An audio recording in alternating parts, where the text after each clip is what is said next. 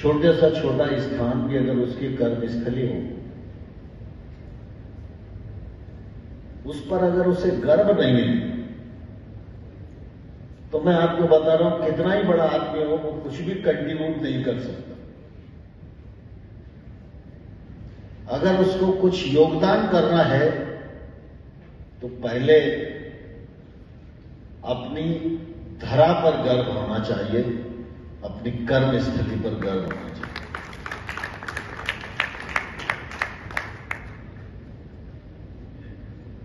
एक उदाहरण आपको बताना चाहता हूं।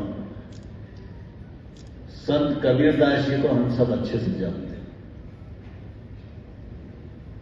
वो ऐसे हुतात्मा थे जिनको परमात्मा का साक्षात्कार एक बार नहीं अनेक बार हुआ। कहावत है, हमारी शास्त्रों में मान्यता भी है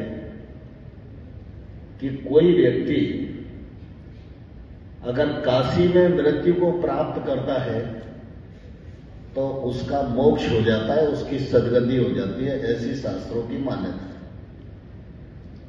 और इसलिए देश भर में जो लोग इसको जानते हैं, मृत्यु के निकट आते आते कोशिश करते हैं कि वो काशी के निकट पहुंच जाएं और उनकी मृत्यु काशी में हो, जिससे उनको मोक्ष मिल जाए। कबीरदास जी ने जब किया तब किया। कबीरदास जी ने बनारस को अपनी कर्मस्थली बनाया,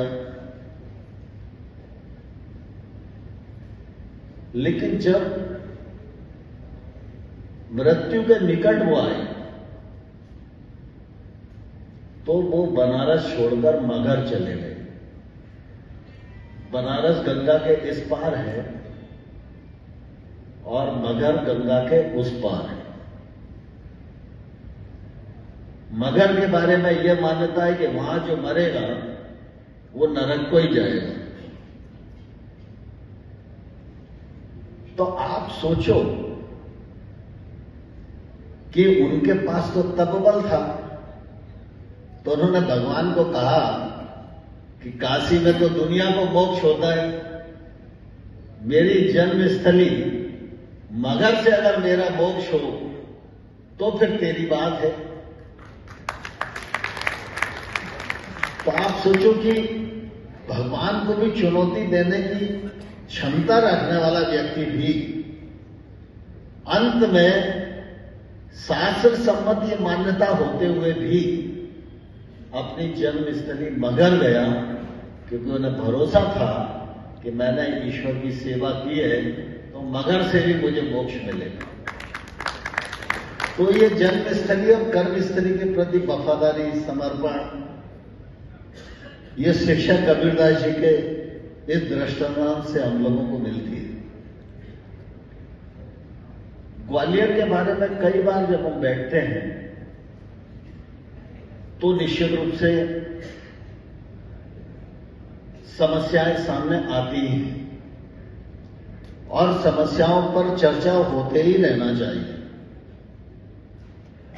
क्योंकि जितनी चर्चा होगी उतना ही हम समाधान की ओर बढ़ेंगे। लेकिन मैं गौर से सुन रहा था सप्रे साहब को, राहुल श्रीवास्तव को। मैं समझता हूं इन लोगों ने जो व्यक्त किया वो पूरी की पूरी चर्चा का सार है।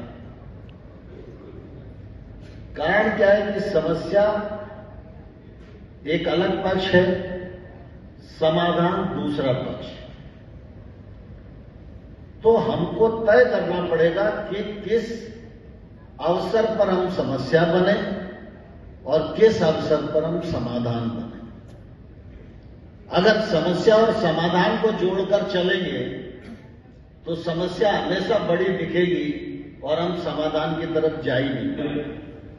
की चर्चा का पूरा अच्छा प्लान तैयार करने वाले और इस कार्यक्रम के आयोजक मेरे भाई पारस जैन जी और इस अवसर पर उपस्थित ग्वालियर के सभी इस चर्चा में भाग ले रहे सभी प्रबुद्धजन, सभी मेरी मातृशक्ति, आप सबको मेरा प्रणाम और नमस्कार। आज के इस अवसर पर विजन ग्वालियर की चर्चा में मुझे भी यहां आदरणीय पारस जी जैन साहब ने मुझे भी यहां बुलाया, इसके लिए मैं उनका दिल से धन्यवाद देता हूं। और इस अवसर पर